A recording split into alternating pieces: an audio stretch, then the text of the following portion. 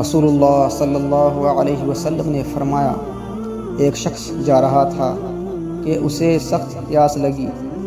اس نے ایک کنویں میں اتر کر پانی پیا، پھر باہر آیا تو دیکھا کہ ایک کتا ہانف رہا ہے اور پیاس کی وجہ سے کیچڑ چاٹ رہا ہے۔ اس نے اپنے دل میں کہا، یہ بھی اس وقت ایسی ہی پیاس میں مبتلا ہے جیسے ابھی مجھے لگی ہوئی تھی۔ چنانچہ وہ پھر کنویں میں اترا اور اپنے چمڑے کے موزے کو پانی سے بھر کر اسے اپنے منہ سے پکڑے ہوئے اوپر آیا اور کتے کو پانی پلایا۔